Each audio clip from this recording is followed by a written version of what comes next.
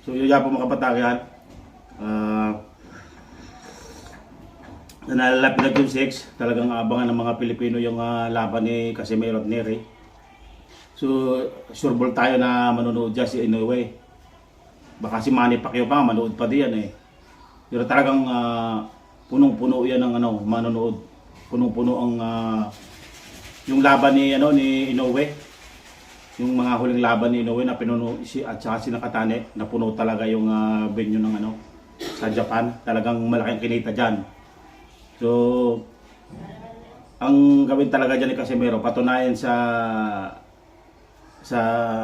mga tao kasi pag hindi niya kailangan matalo niya si Neri kasi nga talagang pag may pag-asa yan na talagang maglaban sila ni Inoue. Kung hindi siya maglaban si Inoue, mag-retire na si Inoue. Kung hindi siya aakyat ng timbang.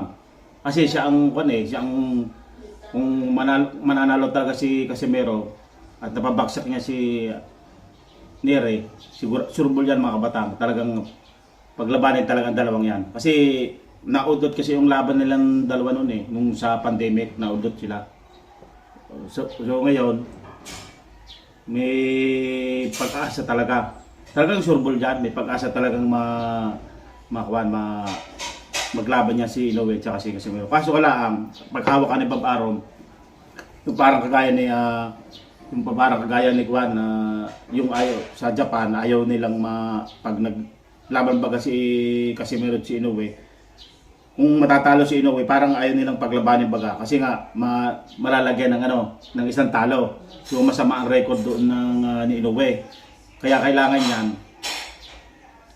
kung maglalaban talaga sila, pera-pera talaga laban na yan. Wala na yun sa mga record.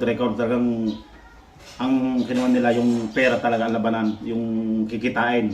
Kahit matalo si Inoue, yan, matalo si Casimero. Kasi dubugin talaga yung mga kabatang ng tao pag naglaban yung dalawang yan. Kasi matagal na yung kalabang mortal yan. Si Juan tapos sasabihin pa ng mga basher na hindi daw sikat si Casimero, pero yung social media sumabog na pag may laban si Casimero. Pero yung ibang mga malabang Pilipino, may lumabang pa nga din yan kung alam niyo mga kapatang, parang pistahan lang, parang sa barangay lang.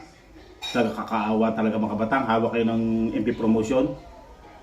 Hindi ko na sasabihin, pero alam niyo kung bakit, kung sinong lumabang gano'n na para sa pambarangay lang. Ang laki ng liit lang ang kinita doon mga kabatang, parang pang piyesta lang. Napanood ko, ang venue parang gano'n lang, parang yung sa court lang niya, sa court, tapos doon lang nilagay yung kunang ring. Kakaawa ang Pinoy. So wala din talo yon, pero hindi kasi kaya hindi siya nasikat mga kabatang.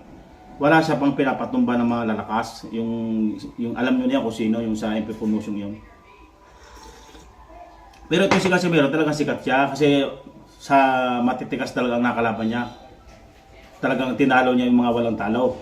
Talagang sa Japan diyan nakilala talaga sa Japan, sa kung saan nadayo. So ngayon yung laban ni Neri at Casimero, abangan talaga ng mga tao yan. Kung ano pang ibubugan ni Casimero kasi nga yung last laban ni Casimero, napabagsak niya yung isang sa Japan, si Kameda naman nanalo lang sa patakbo-takbo. Ang nalabas na kwan na postahan kay Casimero 1,000, manalo doon sa Neri, manalo 2,000. Yun. So, dihado itong ating Casimero. Parang kagaya din kay Pacquiao mga kabatang. Pagka nalaban siya, laging ang alam ng mga tao talo si Pacquiao. Pero pag naglaban naman, knockout ang kalaban. Madami ng kagaya ni na kalaban ni si De La Hoya yan. Oh. Alam na matatalo si Pacquiao pero umayaw si De La Hoya. Ay itong si Neri at saka si Casimero talagang hindi nagkakalamangan ng haba ng kamay at saka tangkad. Talagang magandang laban ito mga kabatang. Palakasan sila suntok. Pero pag naranasan ni Neri na matamaan ng medyo pataplis-taplis na suntok, na medyo malakas. Nako, atras yan, atras. Atras talaga yan. Kung matapad talaga si Casimero, si Nere, makipagsabayan talaga. Pag nakipagsabayan talaga yan, babagsak sa kanila. Pero sa totoong buhay mga kabatang, si Casimero talaga, hindi ka pa nakitang bumagsak yan. Mga ano lang, mga taples-taples, mga dugo-dugo lang ng konti. Yung napanood natin kay Kameda. Kasi mga headband at padyaw. Pero wala pa ako nakitang bumagsak yan magtihaya. Talagang luhod. Wala. Siya lang ang nagpapaluhod. Siya lang nagpapaluhod. Natalo lang siya sa mga sa mga points na ganyan. Pero talaga siya napapaluhod. Pagka hindi si Casimero hindi si Casimero hindi niya napabagsak ang kalaban, naayaw ng kalaban. Umaayaw ng kalaban. Grabe. Yung nakalaban sa Japan yan, alam niyo na yung mga laban sa Japan, umayaw na. Yan. Umaayaw na sila kasi nga ayaw nila ma-knock out. Kasi ayaw nila mapahiya sa taga-Japan. Pero yung taga-Japan, isang last na laban ni Casimero, talagang yun ang matapang.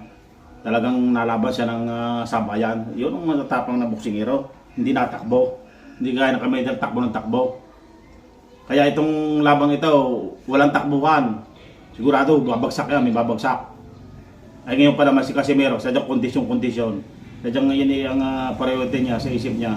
Pag natalo ko ito, sigurado, paldo naman tayo nito at lalo pang papaldo. Kasi nga, set up yan ng Kameda at saka yung laban ni Inoue. Wala na lusot si Inoue dyan mga kabatang. Wala na makakalaban si Inoue na malakas, kundi si Casimero lang. Kung sigurado man-knockout ni Casimero si Nere, sigurado yan.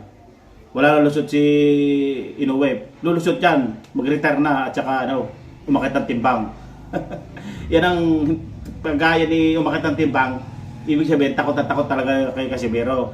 Pero pag nag-retire siya, takot pa rin. Pero pag nilabanan si Casimero, dyan magkaalaman. Kung sino talagang babagsak. Ang pangalan mahina. Napabagsak ni Nere yan. Kaya yung mga baser dyan, madaming pupusta di kay Nere. Yung mga kagaya sa MP Promotion. Ito mga tahimik ang MP Promotion ngayon. Kasi may laban si Casimero ngayon. Napospon pa nga yan mga kabatang, napospon pa. So tuwa na naman itong mga baser na ito, wala na talaga.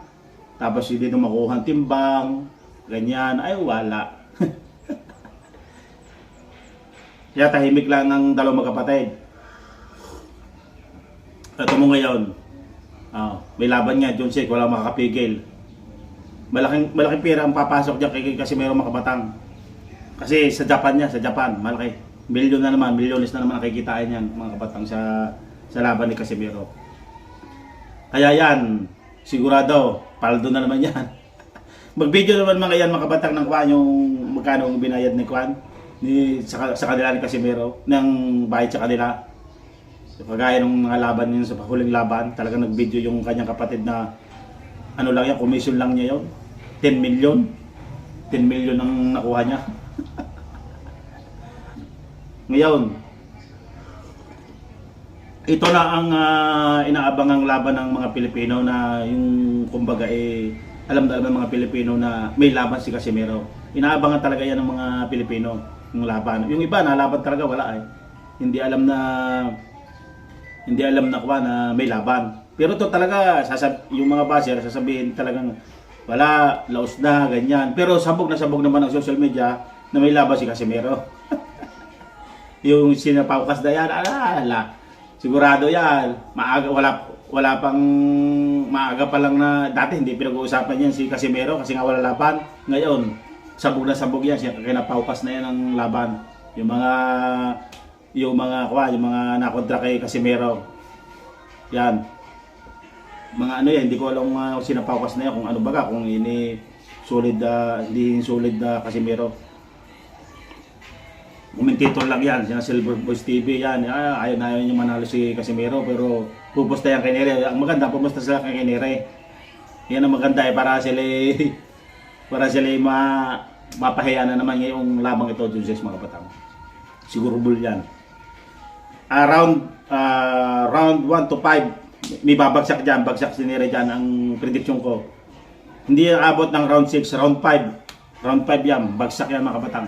Sigurado yan, round 5. Prediction kayo, round 5. Round 1 hanggang 5, babagsak niya si Nere mga kabatang. Sigurado yan mga kabatang. So yun, anong prediction nyo mga kabatang? Saan kayo pupusta? Ako talaga sulit pa si Casimero, pero kayo doon kay Nere, yung mga base dyan.